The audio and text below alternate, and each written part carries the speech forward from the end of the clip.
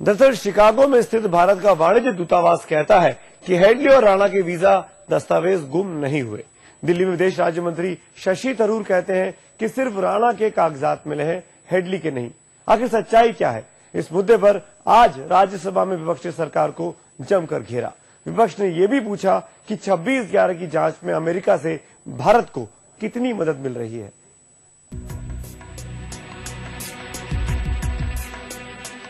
क्या है राणा हेडली के वीजा दस्तावेजों की हकीकत?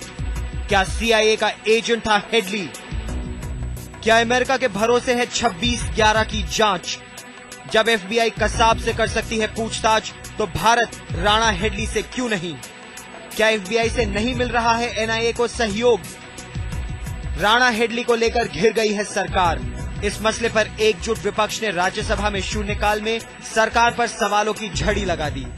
मांग की प्रधानमंत्री खुद सामने जवाब दें।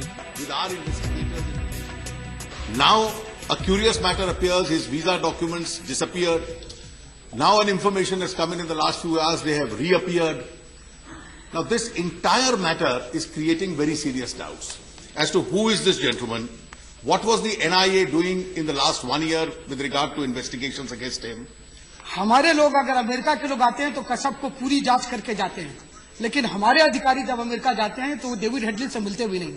या तो डेविड हेडली को भारत को दिया जाए, 26/11 का मामला बहुत महत्वपूर्ण है, और अगर भारत को नहीं सुपुर्द किया जा रहा है तो प्रधानमंत्री जी सदन में मौजूद हैं, वो बताएं कि हम निरुपमा राव की बात सच माने, विदेश मंत्री की बात सच माने, या गृह मंत्रालय के अंदर कोई इसके बारे में संदेह है।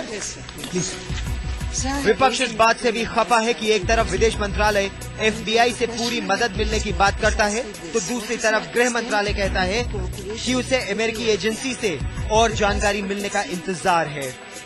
इस प्रकार एनआईए जो सर्टिफिकेट दे रहे एफबीआई को, लेकिन होम मिनिस्ट्री ऑफिसर्स बहुत कॉशन के साथ वो इस प्रकार के कोई बयान नहीं दे रहे, तो क्या इनके बीच में कोई अंतर है? ये भी एक सवाल उठता है। कहते हैं दूसरों के भरोसे खेती नहीं की जाती। पहले 26/11 पर नाकाम रही भारतीय खुफिया एजेंसियां अब अमेरिकी एजेंसियों के भरोसे जांच करना चाहती हैं। जाहिर है ऐसे में गलतियां तो होगी ही। यकीनन सरकार बैकफुट पर है। हालांकि इस बीच सीआईए ने साफ कर दिया है कि हेडली कभी उसका एजेंट नहीं रहा। यानी एक सवाल का जवाब तो मिल गया, लेकिन ढेरों सवालों के जवाब अभी आने बाकी हैं। संदीप सोनवलकर, दिल्ली आज तक।